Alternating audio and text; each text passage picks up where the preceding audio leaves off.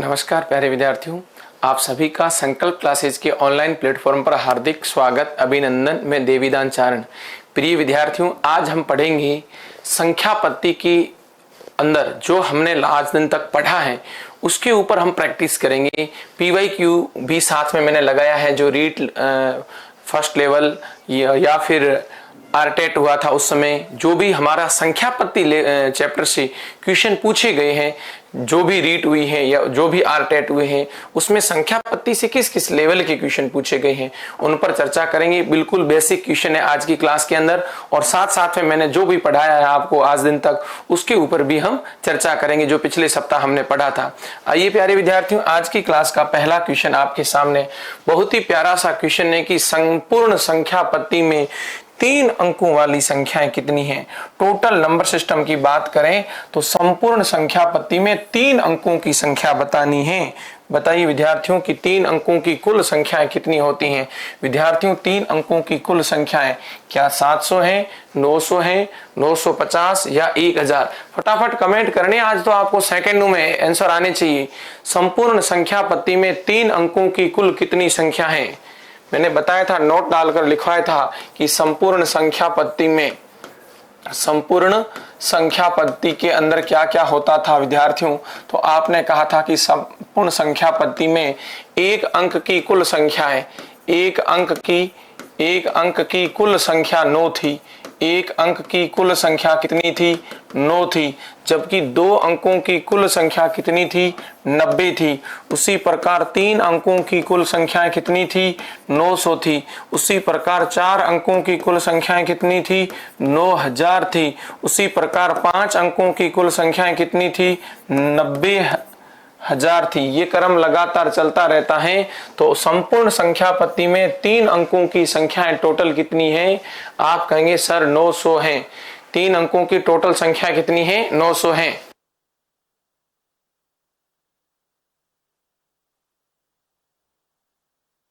हाँ, सभी विद्यार्थी कमेंट करके फटाफट बताते जाना आंसर। पहले क्वेश्चन का आंसर प्यारे विद्यार्थियों आपके सामने 2 नंबर आंसर है। संपूर्ण संख्या पत्ती में 3 अंकों की जो संख्या है वो टोटल कितनी है? 900 है। सर कैसे? 3 अंकों की संख्या शुरू होती है 100 से और खत्म होती है 999 पर। ये टोटल 3 अंकों की संख्या है। तो मैं कहूंगा 999 3 अंकों की हाईएस्ट संख्या और 2 अंकों की हाईएस्ट संख्या 99 है। लेस करोगे तो 3 अंकों की अधिकतम संख्या तुम्हारे सामने कितनी है? 900 है। प्रथम 100 प्राकृत संख्याओं में अंक 8 का प्रयोग कितनी बार हुआ है? जल्दी कमेंट करके विद्यार्थियों बताइए कि प्रथम 100 तक की गिनती में अंक 8 का प्रयोग कितनी बार हुआ है। प्रथम 100 तक की गिनती में अंक 8 का प्रयोग कितनी बार हुआ है? 8 का प्रयोग आपके 20 बार हुआ है।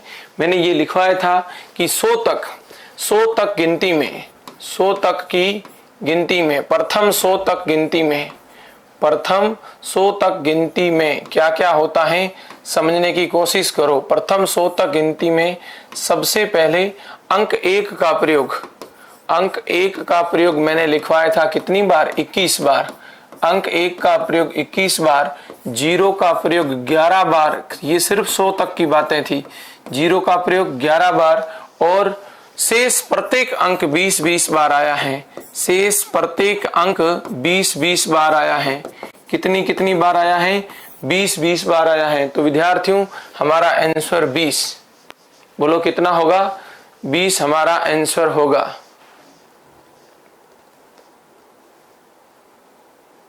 चलें नेक्स्ट क्वेश्चन की ओर।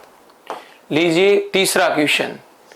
तीसरा क्वेश्चन कह रहा है कि रमेश ने 800 पृष्ठ वाली एक रफ रजिस्टर खरीदा और उस पर पेज संख्या अंकित करने के लिए उसे कुल कितने अंक लिखने होंगे? कुल कितने अंक लिखने होंगे? सभी विद्यार्थी एक बार कमेंट करें इस क्वेश्चन का आंसर। आज की क्लास के अंदर हमने जो भी पीछे पढ़ा है उस पर हम चर्चा कर रहे हैं प्रश्नोत्तरी के माध्यम से। साथ में मैं PYQ के ऊपर चर्चा कर रहा हूं, जो संख्या पत्ती चैप्टर से कौन कौन से क्वेश्चन रीट के अंदर, आरटेट के अंदर, मुख्य परीक्षा के अंदर आज दिन तक पूछे गए हैं संख्या पत्ती चैप्टर के। तो आप कहेंगे सर सबसे पहले इस ऐसे प्रश्नों को करने के लिए आप कहेंगे सर 1 से लेकर कहाँ तक गिनती लिखते हैं, 9 तक। टोटल 9 पद है, प्रत्येक में अंक 1 है तो कुल 9 अंक। फिर लिखते हैं 10 से 99 तक और ये 90 हो गई और 90 इंटू 2 करेंगे तो यहाँ कुल अंक हो जाएंगे 80। फिर लिखेंगे कहाँ तक, 100 से, और 100 से कहाँ तक लिखेंगे, 800 तक। तो ये टोटल हो जाएंगे 701। ये टोटल पद कितने हो जाएंगे, 701। और प्रत्येक पद में अंक कितना है, 3, तो 2103 हो जाएगा। और इन सबको जोड़ना है, जोड़ोगे तो 2100, 2200, 2292, 2292 आपका आंसर सही है। 2100 और 2200, 2292 आपका आंसर सही है। ये सेम क्वेश्चन इस प्रकार के मैंने विद्यार्थियों करवा रखे। गुड मॉर्निंग, सभी का स्वागत, अभिनंदन। फटाफट जुड़िए, कमेंट करते जाइए आज की क्लास में आंसरों के ऊपर, ठीक है। तीसरा क्वेश्चन, ये तीसरा सेम कॉपी रखा, ये देखो दार्शनिक प्रणाली में इसका आंसर सेम अभी हमने बताया था, ये आपका 2292।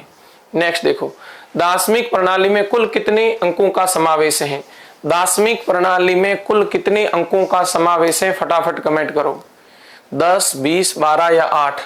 संख्या पद्धति में दार्शनिक प्रणाली का प्रयोग हो रहा है और दार्शनिक प्रणाली में कितने अंकों का प्रयोग है ये आपको बताना है। तो आप कहेंगे सर दार्शनिक प्रणाली के अंदर कुल कितने अंक हैं।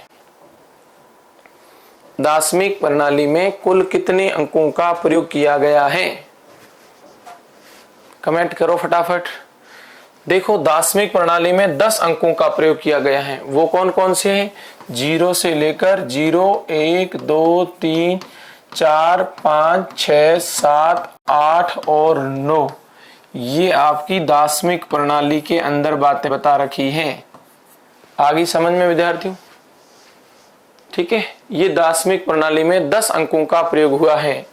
नेक्स्ट क्वेश्चन आपके सामने, वास्तविक संख्या नहीं है, इनमें से कौन सी संख्या जो वास्तविक संख्या नहीं है। इनमें से कौन सी संख्या जो वास्तविक संख्या नहीं है। इसमें से ऐसी कौन सी संख्या है जो वास्तविक संख्या नहीं है। √2, √4, 2√2 या माइनस का √2, √3 या माइनस का √3।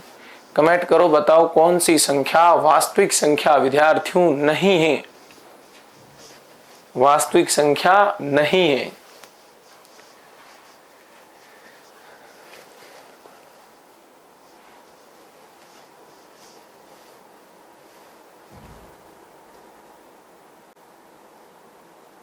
तो आप कहेंगे सर इसमें वास्तविक संख्या नहीं कौन सी है, माइनस का √3। माइनस का √3 वास्तविक संख्या नहीं है, क्योंकि √2 ये वास्तविक है, ये वास्तविक है, ये अपरिमेय संख्या है और सभी अपरिमेय संख्या भी क्या होती हैं, वास्तविक संख्या होती हैं। सभी अपरिमेय संख्या भी क्या होती हैं, वास्तविक संख्या। √4 को हम 2 कह सकते हैं, तो ये तो सर प्राकृत संख्या आ गई है ना। क्या आ गई, कलर चेंज करो, प्राकृत संख्या आ गई। कौन सी संख्या आ गई, प्राकृत संख्या आ गई। और प्राकृत संख्या भी क्या है, सभी की सभी प्राकृत संख्या भी क्या है विद्यार्थियों, वास्तविक संख्या है। बोलो कौन सी संख्या है, वास्तविक। ये भी क्या है, ये भी एक अपरिमेय संख्या है। बोलो ये कौन सी संख्या है, अपरिमेय संख्या है। और सभी की सभी अपरिमेय संख्या भी क्या होती है, वास्तविक संख्या होती है।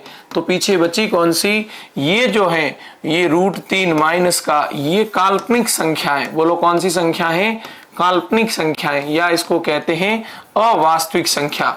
बोलो क्या कहते हैं, अवास्तविक संख्या कहते हैं। काल्पनिक संख्या या अवास्तविक संख्या। माइनस का √3 आपका आंसर सही है। वास्तविक संख्या है, दोबारा आपके सामने प्रश्न आया, निम्न में से कौन सी संख्या एक वास्तविक संख्या है। कौन सी संख्या एक वास्तविक संख्या है। ये मैंने लास्ट क्लास में आपको बताया था वास्तविक क्या होता है और अवास्तविक क्या होता है। कमेंट करके बताइए इनमें से वास्तविक संख्या कौन सी है। देखो पहला आपका ऑप्शन है वो बिल्कुल वास्तविक संख्या है। वास्तविक संख्याओं के उदाहरण में मैंने ये कहा था, वास्तविक संख्या के उदाहरण मैंने आपको खूब समझाए थे विद्यार्थियों। माइनस का अंदर साइन हो और करनी विषम हो, ये सारी वास्तविक संख्या होती हैं।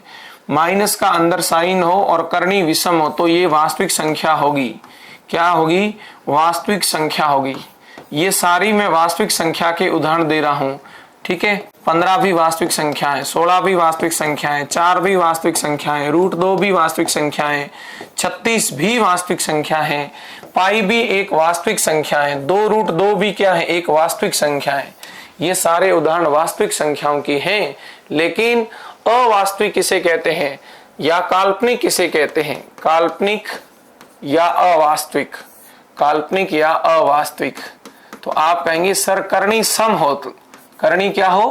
करनी सम हो। जैसे √2 माइनस यहाँ 2 बैठा है, √4, ठीक है, यहाँ 4 बैठा है, रूट का -64 यहाँ 6 बैठा है, रूट का 100 यहाँ 2, कुछ नहीं होता है तो 2। ये सारे के सारे हैं अवास्तविक के एग्जाम्पल हैं। ये सारे के सारे किसके एग्जाम्पल हैं? अवास्तविक के। और ये किसके हैं? वास्तविक के। तो अब आप कहेंगे सर पहला आपका आंसर सही है।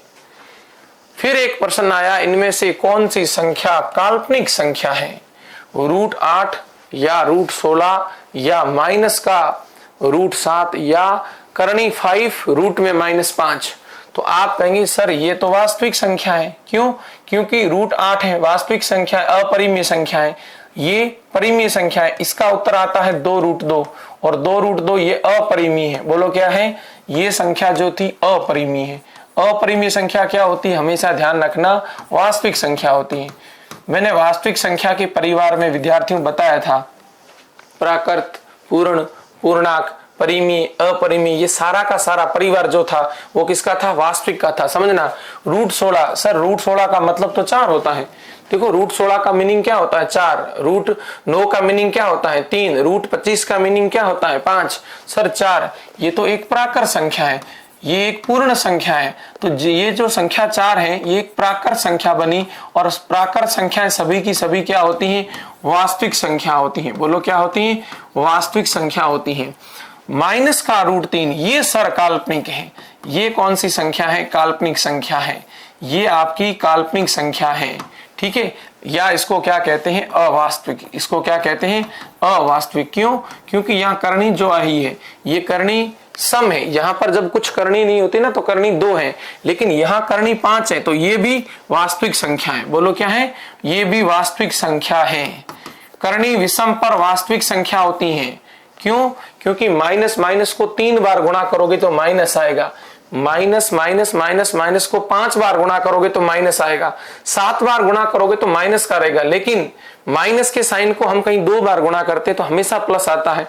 लेकिन ये प्रश्न तो कह रहा है कि अंदर माइनस आएगा, इसलिए वो संभव नहीं है। इसलिए हम क्या कह रहे हैं? ये काल्पनिक संख्या है। तो अभी हमारे प्रश्न का आंसर कौन सा है? अभी इसने पूछा था काल्पनिक संख्या कौन सी? तीसरा ऑप्शन हमारा सही है। सबसे छोटी प्राकृत संख्या क्या होती है? सबसे छोटी प्राकृत संख्या है, किसे कहते हैं प्राकृत संख्या? आपको डेफिनेशन बता रखा था, फटाफट कमेंट करो। सबसे छोटी प्राकृत संख्या कौन सी है? सर ऐसी संख्याएं जो कहां से शुरू हो? 1 से शुरू हो और कहां तक चले? अनंत तक चले, उसे क्या कहते हैं? प्राकृत संख्या कहते हैं। तो बताओ सबसे छोटी प्राकृत संख्या ऑप्शन में क्या पड़ा है? 1 पड़ा है। तो ये सबसे छोटी प्राकृत है। ये क्या है? सबसे छोटी, ये सबसे छोटी प्राकृत है। ये जो है ये सबसे छोटी क्या है? प्राकृत है। ये सबसे छोटी पूर्ण संख्या है। ये सबसे छोटी क्या है? ये सबसे छोटी पूर्ण संख्या है। बोलो कौन सी संख्या है? पूर्ण संख्या। ये सबसे छोटी अभाज्य संख्या, सबसे छोटी अभाज्य संख्या है। कौन सी संख्या है? अभाज्य। जबकि ये सबसे छोटी विषम अभाज्य है। सबसे छोटी विषम अभाज्य, सबसे छोटी विषम अभाज्य, सबसे छोटी विषम अभाज्य संख्या है। सबसे छोटी विषम अभाज्य। तो अभी हमारा सबसे छोटी प्राकृत संख्या कौन सी है? पहला ऑप्शन बिल्कुल सही है, जिनका ये ऑप्शन 1 है। सबसे छोटी प्राकृत संख्या विद्यार्थियों 1 है। लीजिए, सबसे बड़ी सम संख्या बताओ। सबसे बड़ी सम संख्या कमेंट करो सभी। सबसे बड़ी सम,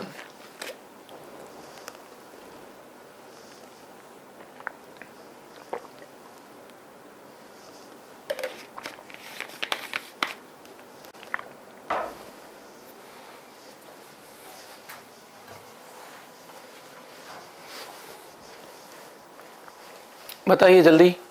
सबसे बड़ी सम 26 भी सम है, 40 भी सम है, लेकिन सबसे बड़ी सम अनंत दे रखा है। क्या दे रखा है? ये अनंत का साइन है, तो सबसे बड़ी सम अनंत है। सबसे बड़ी सम संख्या अनंत होती है। तीसरा ऑप्शन जिसका भी है उन सब का सही है। सबसे बड़ी सम संख्या अनंत होती है। सबसे छोटी सम पूर्ण वर्ग संख्या, सबसे छोटी सम पूर्ण वर्ग संख्या 4, 6, 16, 36। 4, 6, 16, 36। कमेंट करो फटाफट कि सबसे छोटी सम पूर्ण वर्ग कौन सी है। पूर्ण वर्ग का मतलब कंप्लीट रूट होता है।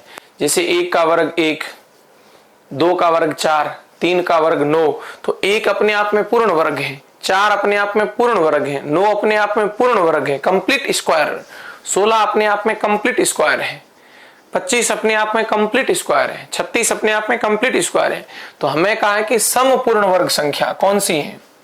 4। किसकी है?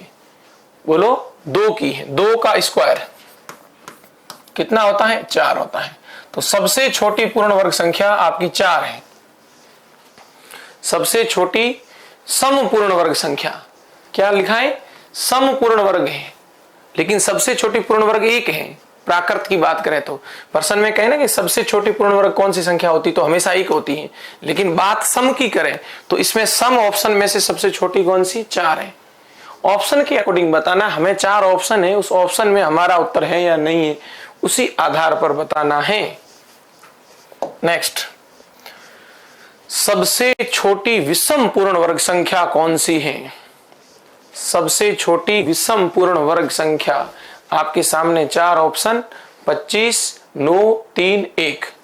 25, 9, 3, 1। फटाफट कमेंट करो।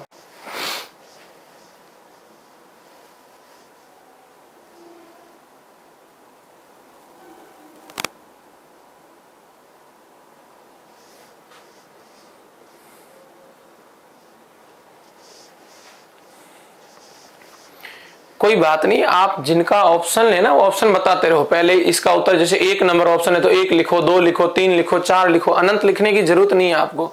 आपको तो ऑप्शन का नंबर बताना है फटाफट कि इसका उत्तर 1, 2, 3, 4, इसमें से कोई भी एक बता दो। फटाफट कमेंट करते रहो। सबसे छोटी विषम पूर्ण 1 है। अभी तो बोला था 1 का वर्ग क्या है? 1 ही तो होता है। 1 विषम है और 1 का वर्ग करोगे तो क्या आएगा? 1 का वर्ग 1 ही होता है। तो सबसे छोटी विषम संख्या 1 है, जो पूर्ण वर्ग भी है। सबसे छोटी विषम पूर्ण वर्ग संख्या 1 है। क्या लिखा है? सबसे छोटी विषम पूर्ण वर्ग संख्या 1 है। 1 का वर्ग 1 होता है, 9 नहीं है। कुछ बच्चे 9 लिख रहे हैं। देखो, पहले 1 का वर्ग 1 होता है, फिर 3, 3 का वर्ग 9 होता है, फिर 5, 5 का वर्ग 25 होता है। अब बताओ सबसे छोटी कौन सी बनेगी? सबसे छोटी तो ये बनी ना, जो ऑप्शन में भी पड़ा है, सबसे छोटी, है ना? तो सबसे छोटी 1 है। बोलो, समझ में आया? सबसे छोटी पूर्ण वर्ग कौन सी है? 1 है। लो जी प्यारे विद्यार्थियों, जो भी जुड़े हैं, आज हम पढ़ रहे हैं, जितना आज दिन तक पढ़ाया था उस पर प्रैक्टिस कर रहे हैं। प्रश्नोत्तरी मैं लेकर आया हूं और साथ में मैं वो प्रश्न भी करवाऊंगा आज की क्लास में जो संख्या पत्ती के, चाहे रीट हो चाहे आरटेट हो, आपके आज दिन तक प्रथम लेवल के जो एग्जाम हुए हैं उसके सारे क्वेश्चन संख्या पत्ती के मिलेंगे आपको। बताइए इसका आंसर क्या होगा? क्वेश्चन दे रखा है 1 + 2 + डैश डैश डैश डैश अनंत तक और फिर 10 से वापिस 1 तक। ये लॉजिक मैंने क्लास में विद्यार्थियों आपको करवा रखा है। सबसे बड़ी संख्या उठाओ और उसका क्या कर दो? स्क्वायर कर दो और 10 का स्क्वायर कितना होता है? 10 का स्क्वायर 100 होता है। 10 का स्क्वायर कितना होता है? 100 होता है। 100 आपका आंसर आ गया। कितना आ गया? 100। 10 का आंसर आपका 100 आ रहा है। ठीक है, जो दिए गए ऑप्शन में पहला सही है। नेक्स्ट क्वेश्चन, एकांतर चिन्ह का प्रश्न है और एकांतर चिन्ह के प्रश्न में मैंने करवाया था कि अंतिम पद सम है या विषम है। फटाफट करो। क्वेश्चन ये कह रहा है 1 -2 फिर प्लस का 3 फिर dash dash dash dash dash 100 तक चल रहा है। बताइए क्या आंसर आएगा? लास्ट पद को देखना था, सिर्फ आपको लास्ट पद को देखना था। सर लास्ट पद सम संख्या है और सम संख्या के लिए मैंने लिखवाया था n/2 plus minus n/2 plus minus. तो आप कहेंगे सर n का मान है 100 और 100/2 करेंगे और जैसे ही 100/2 करते हैं तो आप कहेंगे सर हमारा आंसर कितना आएगा? 50 आएगा। लेकिन सम के आगे माइनस का साइन चल रहा है तो माइनस में उत्तर होगा। बोलो उत्तर किस में होगा? माइनस में होगा। माइनस का 50। और विषम के लिए ये नियम लिखवा रखा था, यदि लास्ट पद विषम हो तो plus minus n+1/2 plus minus n+1/2। ठीक है, फटाफट आपको कमेंट करके विद्यार्थियों आंसर बताना है, जल्दी सेकंड में बताना है। जैसे प्रश्न आपके सामने आए तुरंत आप लोग आंसर दिया करो। देखो एकांतर चिन्ह का मैंने बताया था कि एक साइन प्लस का आता है, एक माइनस का आता है, एक प्लस का आता है, एक माइनस का आता है, लगातार इस प्रकार चलता है। प्रथम 20 प्राकृत संख्याओं का योग बताओ। प्रथम 20 प्राकृत संख्याओं का योग क्या होगा? फटाफट कमेंट करो।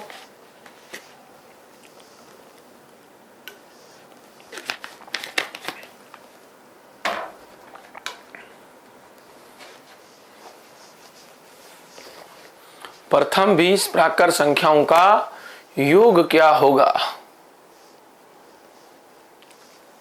सर योग के 2 नियम बताए थे, n+1/2 या लिखा था n/2 a+l।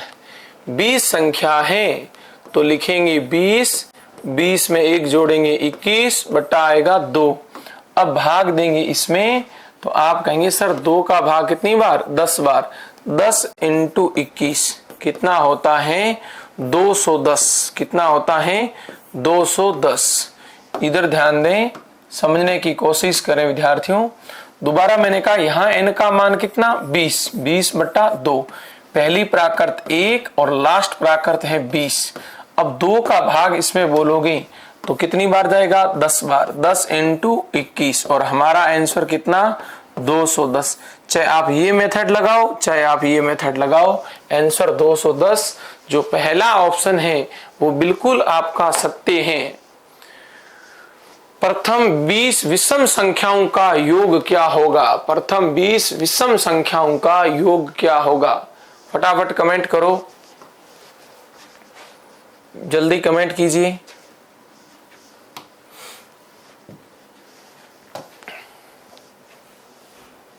सर प्रथम 20 विषम संख्याओं का योग था n का स्क्वायर, अर्थात 20 का स्क्वायर। 20 का स्क्वायर कितना होता है? 400। या लिख सकते हैं n/2 a+l। सर इसको कैसे लिखेंगे? n का मान 20, 20/2, पहली विषम 1 और 20वीं विषम जो संख्या है वो 39 बनेगी। 20वीं जो विषम संख्या है वो 39 बनेगी। अब आप इसको आगे हल करेंगे तो 2 का भाग इसमें कितनी बार जा रहा है? 10 बार। 10 × 40 कितना हो रहा है? 400 हो रहा है। जो दिए गए ऑप्शन में कौन सा है? पहला है। ठीक है, नेक्स्ट। निम्नलिखित 4 संख्याओं को अवरोही ये अब देखो आपके क्वेश्चन शुरू हुए हैं रीट के PYQ क्वेश्चन, चाहे आरटेट में था चाहे रीट में था। सबसे पहला क्वेश्चन है कि इनको अवरोही क्रम में सेट करना है। तो सबसे पहले अवरोही का मतलब आपको पता होना चाहिए। अवरोही का मतलब होता है घटता क्रम। अवरोही का मतलब क्या होता है बताओ, फटाफट कमेंट करो। अवरोही क्रम का मतलब है घटता क्रम। कैसा क्रम? घटता क्रम। घटता क्रम। देखो कैसे पता करोगे? सर सब में 420 420 420, ये 420 03 तक तो सेम है सब में। 42 03 42 03 42 03 42 03 तक तो सब सेम है। देख रहे हो क्या? 42 03 42 03 42 03 तक तो सेम है। अब सबसे बड़ी कौन है? 675 या 657 या 567 या 756। तो सबसे बड़ी है अब 756। ये जो लास्ट लिखा हुआ है मैं मार्कर यहां चेंज करता हूं, आप देखना 756 सबसे बड़ी है। उसके बाद आ रहा है आपके ये वाला 675, उसके बाद आएगा आपका ये वाला, ठीक है, और उसके बाद आपका ये वाला आएगा। तो सबसे पहले 3 नंबर, पहला ऑप्शन आपका 3 नंबर का आएगा। पहला ऑप्शन आपका 3, 3 के बाद में आएगा 4, 4 के बाद में आएगा 2 और 2 के बाद में आएगा 1। समझने की कोशिश करें। 3 4 2 1, 3 4 2 1 दूसरा आपका ऑप्शन सही है। ऑप्शन नंबर आपका 2 सही है। देखना कैसे? 3 नंबर में लिखा हुआ है ये 420 37 56, 4 में लिखा हुआ है 420 फिर 36 75, ये बड़ी थी, फिर उससे छोटी ये है, फिर 420 36 57, मतलब 756 675 657 और लास्ट है 567। कितनी है? 567। तो ये आपका 2 नंबर जो ऑप्शन है वो सही है। मैंने पढ़ाया था आरोही क्या होता है, अवरोही क्या होता है, ये सारा पढ़ा रखा है। प्रश्न इस प्रकार से एग्जाम में रीट का ये प्रश्न है, PYQ आपका पूछा है, ये सेम क्वेश्चन आपके रीट में पूछ रखा है। नेक्स्ट, 1 करोड़ किसके बराबर होते हैं? देखो 1 करोड़ किसके बराबर होते हैं? लाख में बताना है, क्योंकि सारे लाख के ऑप्शन दे रखे हैं। मतलब 1 करोड़ में कितने लाख होते हैं? तो मैं कहूंगा सबसे पहले आप 1 करोड़ लिखो। ये लो 1 करोड़ मैं लिख रहा हूं, ध्यान से देखना। सैकड़ा, हजार, 10,000, लाख, 10 लाख, करोड़। ये सैकड़ा, हजार, 10,000, लाख, 10 लाख, करोड़। अब मेरे को इसमें क्या लिखना है? 1 करोड़ में कितने लाख होते हैं? तो लाख में जीरो कितने होते? देखो 5। कितने जीरो होते? 5। इकाई, दाई, सैकड़ा, हजार, 10,000, लाख। अब आप बता दो कितने होते हैं। तो आप कहेंगे ये जो 5 जीरो हैं और ये 5 जीरो क्या हो जाएंगे? कैंसिल। ऊपर तो है 1 करोड़, भाई ऊपर क्या मैंने लिखा था? ऊपर लिखा था 1 करोड़ और नीचे क्या है? लाख, 1 लाख। तो 1 करोड़ में कितने लाख होते हैं इसकी हम बात कर रहे हैं। और 1 करोड़ में लाख बचेंगे 100 लाख आएंगे। 1 करोड़ में कितने लाख आएंगे? 100 लाख आएंगे। ठीक है, 5 जीरो से 5 जीरो कट गए, 100 लाख। बिल्कुल 100 लाख जिसका भी आंसर है उन सबका सही है। ये रीट में इस प्रकार के प्रश्न पूछे गए हैं। आप देखना कि आपने जो पढ़ा है, जो पढ़ रहे हैं वो उस लेवल का है या नहीं है। बहुत इजी है। नेक्स्ट, संख्या 5 करोड़ 9 लाख 4,988 को अंकों में लिखने पर क्या प्राप्त होगा? ये एक विद्यार्थी ने आंसर दिया है, संजू कुमारी। 1000 लाख, 1000 लाख नहीं होगा, गलत है। पहला ऑप्शन सही था, 100 लाख। देखो 5 करोड़, तो करोड़ के अंदर 5, फिर 9 लाख, लाख का एक पद खाली है 9 लाख, 4,000, 1000 का एक पद खाली है तो 0, 900 और 88 है ना। ये लो 50 90 49 88, 50 90 49 88 आपका चौथा ऑप्शन सही आ रहा है। 50, 90, 49, 88। ठीक है, 4 नंबर ऑप्शन सही है। संख्या लिखी हुई है, उसको अंकों में लिखना है। क्या लिखा है? संख्या 5,09,04,988। तो 5 करोड़ आ गया। फिर लाख के 2 पद होते तो एक पद खाली दाई वाला तो 0, तो क्या आएगा? 0। और 900 तो 1000 में भी एक पद खाली, क्योंकि 4000 दिया है, दाई का पद खाली तो 0 आएगा, आगे 0, फिर 100 की जगह 9 और 88 की जगह 88। संख्या शून्य में 0 में आपने भाग दिया, 0 में किसका भाग दिया? 60 का दिया भाग। अब आपको बताना है कि भाज्य, भाजक, भागफल, शेषफल क्या होगा। सुनिए विद्यार्थियों, पहले तो ये कंडीशन समझो, ये जो चीज समझना अच्छी तरह से आज।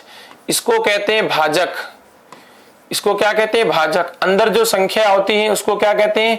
भाज्य। यहाँ क्या आता है? भागफल आता है। और यहाँ क्या बचता है? शेषफल। ये इस प्रकार के क्वेश्चन आए हैं, ध्यान से समझना। 0 में 60 का भाग दिया, शून्य में 60 का भाग दिया, 60 का भाग इसमें दे रहे हो 0 में, तो भाग भाई साहब जाएगा नहीं। यहां भी क्या आएगा? 0, और यहां भी क्या आएगा? 0। तो अब बताना है आपको। सबसे पहले इसने कहा है कि भाज्य, तो भाज्य होगा 0। इसने क्या पूछा है मेरे को? देखो, भाज्य, फिर बताना है भाजक, फिर बताना है भागफल, और फिर क्या बताना है? शेषफल। फिर क्या बताना है? शेषफल। तो ध्यान से देखें और समझने की कोशिश करें। भाज्य कितना है? 0। भाज्य कितना है? 0। भाजक कितना है? 60। भागफल कितना है? 0। शेषफल कितना है? 0। दिए गए ऑप्शन में 0, 60, 0, 0, 0, 60, 0, 0 पहला ऑप्शन सही है बिल्कुल। जिन विद्यार्थियों ने ऐसा सीईटी में भी पूछा गया था, एक विद्यार्थी कमेंट कर रहे हैं, तो देखो ये मैं कह रहा हूं, ये सीईटी के अंदर नहीं, ये रीट के प्रश्न तो पूछे गए, मैंने रीट का पीवाईक्यू लगाया और ये लगभग हर एग्जाम में आते हैं। तो अब आपको देखो, जिन विद्यार्थियों को मैथ्स का डर है वो आप दिमाग से निकाल दो, मैथ्स का डर अपने दिमाग से निकाल दो, क्योंकि आपने संकल्प के साथ यात्रा की है। ठीक है, आपके लक्ष्य की यात्रा प्यारे विद्यार्थियों संकल्प के साथ है। संकल्प अपने संकल्प पर हमेशा खरा उतरता है, और मैं दावा करता हूं कि जो हमारा लेवल, हमारी टीम जो आपको पढ़ा रही है, वो आपका पेपर उस लेवल से बाहर नहीं जाता है। अभी मैंने केवल एक चैप्टर पढ़ाया है विद्यार्थियों, और उसमें प्रश्नों का लेवल मैं आपको बता रहा हूं, जो पीवाईक्यू के द्वारा रीट के अंदर, आरटेट के अंदर जो क्वेश्चन पूछे गए हैं, आप सभी विद्यार्थी कर सकते हैं। देखिए, ये प्रश्न हमारे दैनिक जीवन से जुड़ा हुआ प्रश्न, रुपए पैसों का प्रश्न क्या कह रहा है कि 25 पैसे के 15 सिक्के का मान किसके बराबर है। 25 सिक्के के 15 सिक्कों का मान ये दे रखा है, और उपयुक्त 4 में से गलत कथन का चयन करना है। 25 पैसे के 15 सिक्के दिए हैं, तो सबसे पहले तो आप ये कहो सर 25 पैसे के सिक्के कितने हैं? 15। 25 पैसे के 15 सिक्के तो मैं गुणा करूंगा, 15 5 75 हासिल 7 37, कितना आ गया? 37। तो 3 रुपए 75 पैसे, इसको रुपए में मैंने चेंज कर दिया, तो 3 रुपए बने और कितने? 75 पैसे बन गए। भाई इसके 3 रुपए और 75 पैसे आएंगे, 3 रुपए और 75 पैसे, बोलो क्लियर है? 3 रुपए 75 पैसे। अब इसमें कौन सा गलत है ये बताना है, बताओ। तो आप कहेंगे सर 1 रुपए के 3 सिक्के, ध्यान रखना, जोड़ करना मेरे साथ। 1 रुपए के 3 सिक्के, तो 3 रुपए बने, 50 पैसे का 1 सिक्का, 3.5, 25 पैसे का 1 सिक्का, बिल्कुल ये 3.75 बन रहा है, जो कि सही है। अब 1 रुपए के 2 सिक्के, तो 2 रुपए बने, 50 पैसे के 3, तो 1.5, 2 और 1.5 कितना होता है? 3.5, 3.5 और 25 पैसे का 1 सिक्का। सर ये भी सही है, क्योंकि यहां भी कितना बन रहा है? 3.75, मतलब 3 रुपया 75 पैसा बन रहा है। 1 रुपए के 3 सिक्के और 25 पैसे के 3 सिक्के, ये भी सही है। 1 रुपए के 3 सिक्के कितने होंगे? 3। और 25 पैसे के 3 सिक्के 75। तो ये भी सही है। कितना बनेगा? 3.75। 3.75। 1 रुपए के 3 सिक्के, 25 पैसे के 2 सिक्के, ये बात गलत है। ये बात गलत होगी। क्यों? क्योंकि 3 रुपए के 1 रुपए के 3 सिक्के तो 3, 25 पैसे के 2 सिक्के, यहां रुपए 3.5 बने। बोलो यहां रुपए कितने बने? 3.5 बने। तो बताना कौन सा है इनमें से गलत, कौन सा है? चौथा गलत है। चौथा गलत है भाई। बाकी सब में 3 रुपए 75 पैसे बन रहे हैं, लेकिन चौथे में क्या बन रहा है? चौथे में 3.5 रुपए ही बन रहे हैं।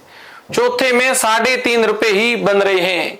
इसने पूछा है कि इनमें से गलत कौन सा है, हमें गलत बताना है। तो प्यारे विद्यार्थियों, गलत बताना है। उपरोक्त में से 4 में से गलत कथन, चौथा कथन गलत है। ये सही है, ये भी सही है, ये भी सही है और ये भी सही है। गलत कौन सा है? चौथा गलत है। तो चौथा गलत क्यों है? क्योंकि चौथे में रुपए ऐसा भी पूछते हैं क्या? प्यारे विद्यार्थियों, ऐसा ही पूछा गया है, पूछते नहीं, ऐसा ही पूछा गया है। ये रीट पीवाईक्यू का क्वेश्चन है। आप पीवाईक्यू के पेपर देखना। नेक्स्ट, निम्नलिखित में से कौन सा कथन सही है? फटाफट कमेंट करो आप सभी विद्यार्थी।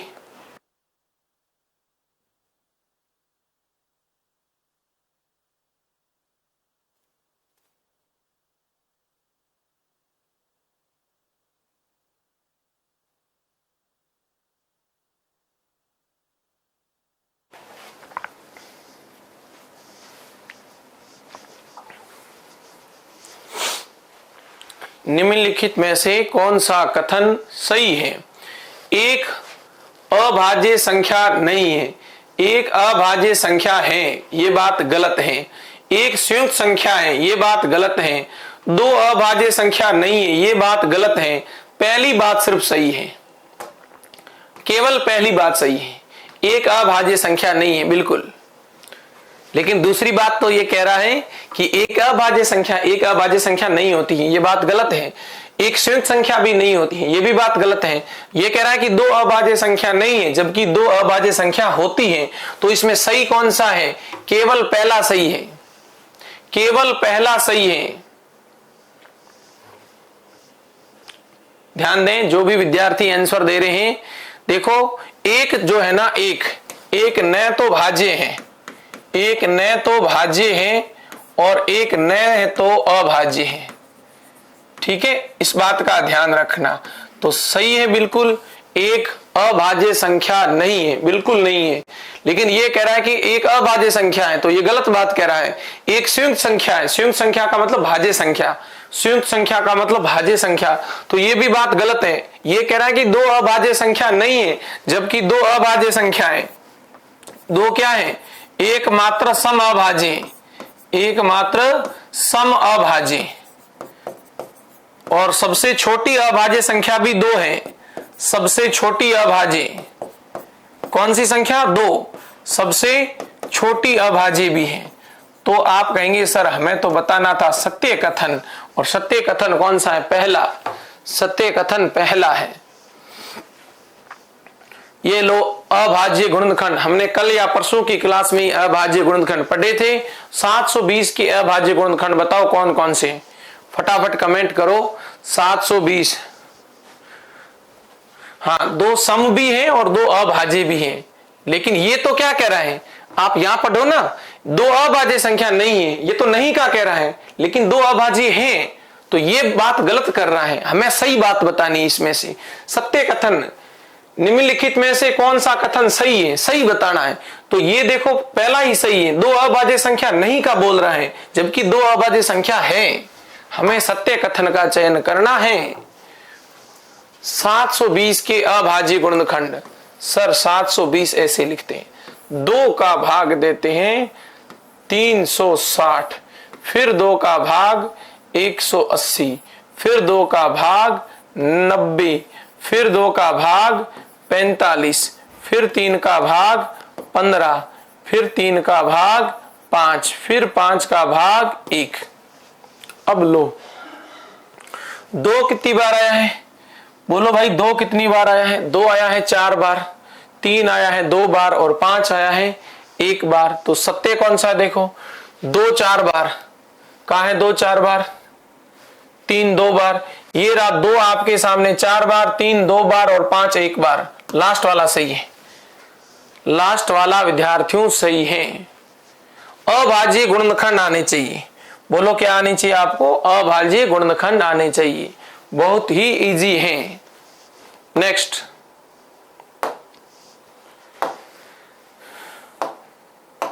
नेक्स्ट कह रहा है 90 60 75 और 35 का लघुत्तम क्या है?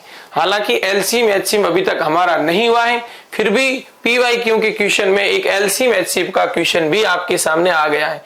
तो आपको लघुत्तम तो सबको आता ही होगा। बताओ भाई 90 60 75, 90 60 75 और 35 का एलसीएम लेना है। सबसे पहले आप भाग दे दो 2 का, यहां 45, यहां 30, 75 और 35। फिर भाग दे दो 2 का, यहां 45, यहां 15, यहां 75 और यहां 35। यहां भाग दे दो आप 5 का, दे दो एक बार, 9 3 25 और 7।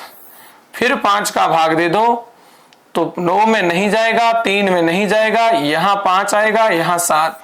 फिर दे दो 3 का भाग, 3 आ गया, 1 आ गया, 5 आ गया, 7 आ गया। अब एक बार 3 और देना पड़ेगा, एक बार 5 और देना पड़ेगा और एक बार 7 का और देना पड़ेगा। तो मैं गुणा कर देता हूं यहीं से। देखो 7 5 35, 35 तिया 105, यहां का तो आ गया 105, ठीक है। 2 दूनी 4, 4 5 20, 20 5 100, 100 तिया 300, ये हो गया 300। इन दोनों का गुणा करेंगे तो 300 ज्यादा आ रहा है, 105 इंटू 300,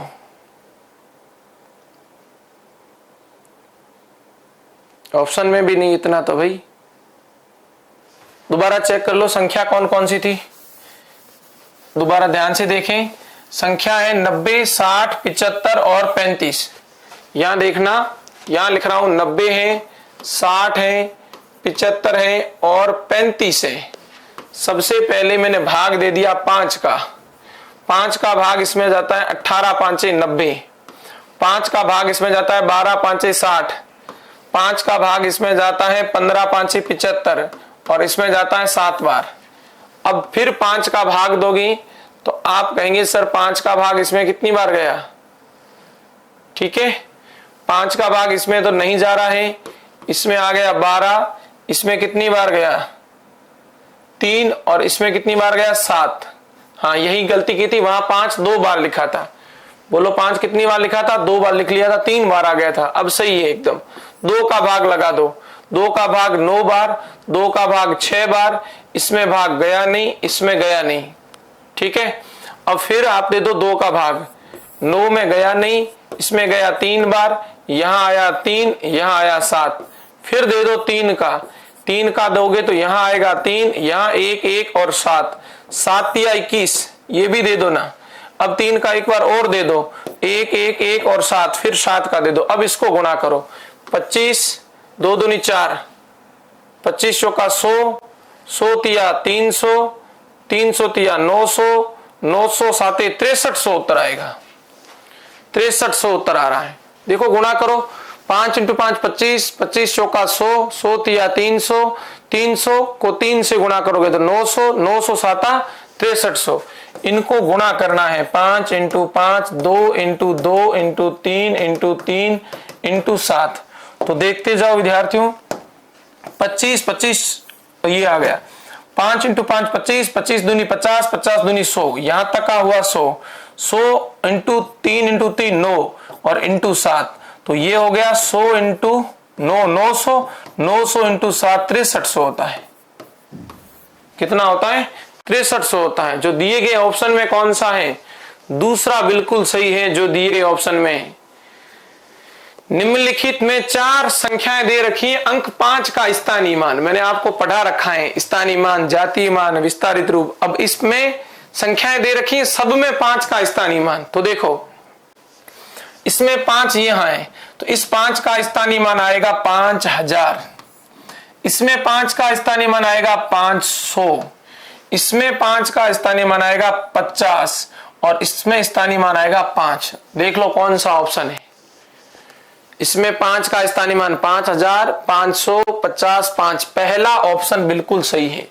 स्थानीय मान पूछने की देखो ये टेक्निक है, 4 संख्याएं दी है और चारों में कहा है कि 5 का स्थानीय मान क्या है, तो आप कहेंगे सर पहला 5000 के स्थान पर है इसलिए 5000, दूसरी संख्या में सैकड़ा पर है तो 500, तीसरी में दाई पर है तो 50, तीसरी में लास्ट है, लास्ट तो 5। तो पहले का आएगा 5000, फिर आएगा 500, फिर आएगा 50, फिर 5। पहले ही ऑप्शन में पड़ा है तो पहला ऑप्शन बिल्कुल सही है। ये लो सिक्कों वाला फिर एक प्रश्न। 25 पैसे के 10 सिक्कों का मूल्य निम्न में से किसके बराबर नहीं है, नहीं वाला बताना है। तो पहले तो कहो कि 25 पैसे के 10 सिक्के कितने होते हैं, 250 पैसे होते हैं। और 250 पैसे को क्या कहते हो, 2 रुपया 50 पैसा कहते हो, 2 रुपया और 50 पैसा कहते हो। समझे या नहीं समझे? अब हिसाब करो, 2 रुपये 50 पैसे बनेंगे टोटल। देखना 1 रुपए के 2 सिक्के और 50 पैसे का 1 सिक्का, ये बात सही है। 1 रुपए का 1 सिक्का, 50 पैसे के 3 सिक्के, ये भी बात सही है क्योंकि 1 और 1.5 होता है। 1 रुपए के 2 सिक्के, 25 पैसे के 2 सिक्के तो 2 और 50, ये भी बात सत्य है। 1 रुपए के 2 सिक्के तो 2 बना, 50 पैसे का 1 सिक्का तो 2.5 बना और 25, तो ये एक बात गलत है। देखो इसमें भी 2.5 बन रहा है, इसका भी 2.5 आ रहा है, इसका भी 2.5 मान आ रहा है। इसका मान कितना आया 2.5, इसका भी मान कितना आया 2.5, इसका भी मान कितना आया 2.5, लेकिन इसका मान है ना 2.75 आ रहा है क्योंकि 1 रुपए के 2 सिक्के तो 2 और 50 पैसे का 1 सिक्का, ठीक है, 50 पैसे का 1 सिक्का तो 2.5 और 25 पैसे का 1 सिक्का। हाँ सर जी, जिस संख्या में भाग नहीं जाए, बिल्कुल भाग नहीं जाता है ना तब वो संख्या सेम वैसी लिखी जाती है। जैसे अभी मैंने बताया था, देखो जैसे ये आपके सामने 70 है और ये आ गया आपके सामने 9, तो अब मैं 2 का भाग दे रहा हूं, 2 का भाग 70 में तो जा रहा है 35 बार, लेकिन 9 में नहीं जा रहा है तो 9 का 9 ही लिखूंगा। ये आपने जो कमेंट किया है बिल्कुल आपकी बात सत्य है। तो अभी हमारा उत्तर कौन सा है, किसके बराबर नहीं है, तो चौथा ऑप्शन आपका, चौथा ऑप्शन आपका है। अभी चौथा ऑप्शन है विद्यार्थियों। कौन सा ऑप्शन है, चौथा ऑप्शन नहीं है, बाकी तीनों है। चौथा ऑप्शन, ये तीनों सत्य, लेकिन अपने को गलत का पूछा था, बिल्कुल गलत चौथा है इसमें। ये लो, संख्या 4 में संख्या 6 का भाग देना है। संख्या 4 भाग किसका देना है, 6 का। सर भाग नहीं जाता है तो यहां क्या आएगा 0, जब 0 घटाओगे तो यहां क्या बचेगा 4। तो अब देखो इसको क्या कहते हो, इसको कहते हो भाज्य, इसको क्या कहते हो भागफल, इसको क्या कहते हो शेषफल और इसको क्या कहते हो भाजक। अब बताओ भाज्य कितना था 4, भाजक था 6, भागफल है 0, शेषफल 4। पहला ऑप्शन सही है, भाज्य 4, भाजक 6, भागफल 0, शेषफल 4। पहला ऑप्शन सही है। नेक्स्ट, आरोही क्रम में बताना है कौन सी भिन्न आरोही क्रम में है। फटाफट कमेंट करो, फ्रैक्शन दे रखी है, सेम क्वेश्चन आपको पढ़ा रखा है।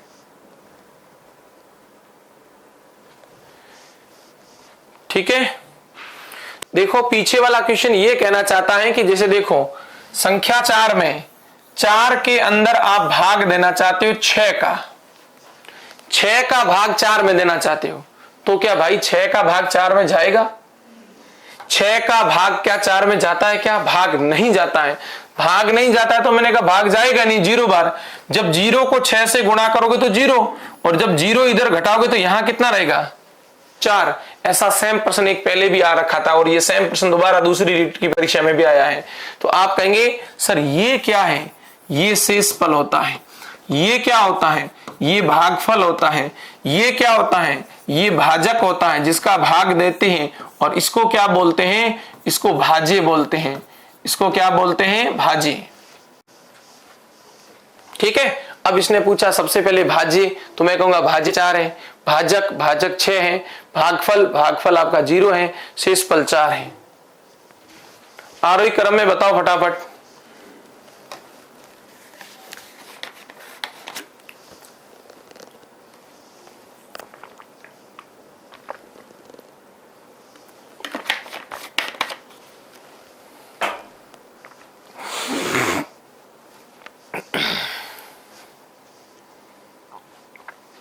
देखो, जब भी भिन्नों की बात करें विद्यार्थियों, भिन्नों की बात करें तो ऐसे किया करो, 1/3, 3/4, 2/5 और 6/7। ठीक है, नहीं तो मैं ऐसे लिख देता हूं, 1/3, 3/4, 2/5 और 6/7। दशमलव के बाद में दो अंक करो, इसको 0.33 कहते हैं, 3 इसको 0.75 कहते हैं और इसको 0.40 कहेंगे, जबकि इसको क्या कहेंगे, इसको कहेंगे 60। 8 7 56, 8 बार गया, पीछे बचा 4, 40 में 5 बार गया। अब लो, सबसे पहले छोटा लिखते हैं। आरोही क्रम का मतलब छोटे से बड़ा। आरोही का मतलब क्या है? आरोही का मतलब है छोटे से बड़े की ओर, छोटे से बड़े की ओर, छोटे से बड़े की ओर आपको जाना है, अर्थात बढ़ता क्रम, अर्थात बढ़ता क्रम, अर्थात सीढ़ी पर चढ़ना, सीढ़ी पर चढ़ना। यह आपका किसका मतलब है? आरोही का मतलब है। तो आप यहां से कहेंगे, ध्यान दें, देखो यहां पर आप सभी ध्यान दें, सबसे पहले छोटी संख्या कौन सी है? तो 33, 33 पैसा, 75, 40, 33 का मान है 1/3, तो सबसे पहले 1/3 आएगा, सबसे पहले 1/3 आएगा, फिर 40 पैसे 2/5 आएगा, फिर 3/4 आएगा, फिर 6/7 आएगा। बताओ किसमें है? बताओ, 1/3, 2/5, 3/4, 6/7, 1/3, 2/5, 3/4 और 6/7। तीसरा ऑप्शन आपका सही है, तीसरा ऑप्शन सही है, 1/3, 2/5, 3/4 और 6/7। तीसरा ऑप्शन आपका बिल्कुल सही है। आरोही का कहा था, अवरोही का नहीं कहा है, ध्यान रखना है, ठीक है। हाँ, बिल्कुल तीसरा ऑप्शन जिनका आया है उन सभी विद्यार्थियों का सही है। लो जी, संख्या 35.507 का विस्तार रूप, विस्तार रूप बताइए क्या है? 26 में क्या था भाई जो समझ में नहीं आया? अच्छा, 26 में रुपए पैसों का है।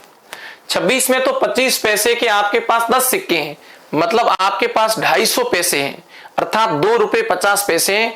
और इसमें आपको चेक करना है कि कौन सा ऑप्शन नहीं हो रहा है।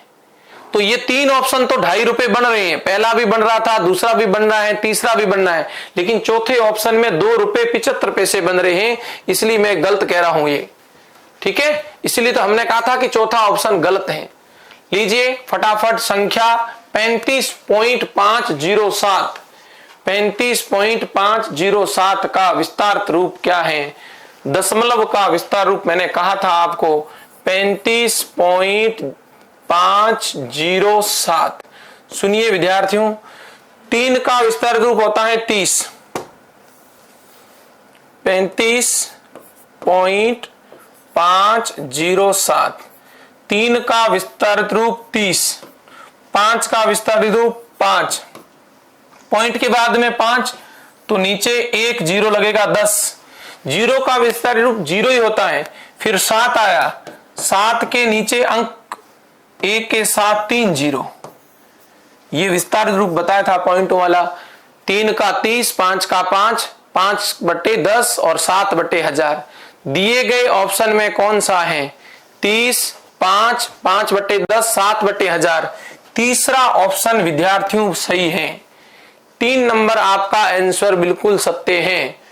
ये रहा, फिर दशमलव रूप को लिखें, ये दे रखा है, इसको अपने को वापस सेट करना है।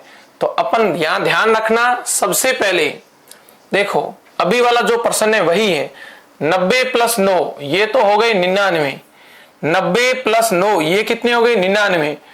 अब बट्टा 10 है, इसका मतलब इसका स्थान पॉइंट के बाद पहला है। बट्टा 10 है, इसका मतलब पॉइंट के बाद पहला स्थान। बट्टा में 1000 है, इसका मतलब पॉइंट के बाद तीसरा स्थान, तो तीसरा स्थान ये बना पॉइंट। अच्छा यहां जीरो कितने, 1 2 3 4 5, 5 जीरो नीचे, बोलो कौन कितने जीरो हैं, 5 जीरो। भाई पहला स्थान है तो 1 जीरो, तीसरा स्थान 3 जीरो नीचे है, इसका मतलब क्या हुआ कि पॉइंट के बाद में इसका तीसरा स्थान है। यहां पर जीरो कितने देखो, 1 2 3 4 5, 5 जीरो है, तो पांचवा स्थान है, तो 1 जीरो लगाकर फिर 9 लिखूंगा। आया समझ में? 90 में 9 जोड़ो 99 आ गया, ठीक है। 9 बट्टा 10 मतलब पॉइंट के बाद में 9 का पहला स्थान, फिर 9 बटे 1000, 1000 में 3 जीरो है तो पॉइंट के बाद में तीसरा स्थान, फिर 9 बटे 1 लाख लिखा है तो पांचवा स्थान, तो बीच में जीरो आएगा। तो ऐसा किसमें देख लो, 99 9 0 9 0 9, ये वाला चौथा ऑप्शन विद्यार्थियों बिल्कुल सही है। मैं आशा करूंगा मेरे तमाम विद्यार्थियों को आज की क्लास समझ में आ गई होगी। आज की क्लास को प्यारे विद्यार्थियों यही विराम देते हैं।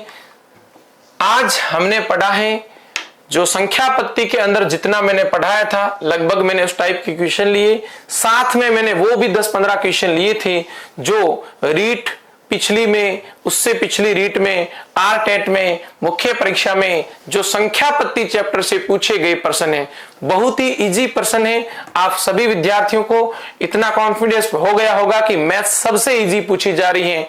मैं तमाम विद्यार्थियों से यही कहूंगा कि जितना पढ़ाया जा रहा है आप उसको ही बार बार पढ़ते रहिए, उससे बार कुछ भी नहीं आएगा, ये मेरा दावा है। जय हिंद, जय भारत।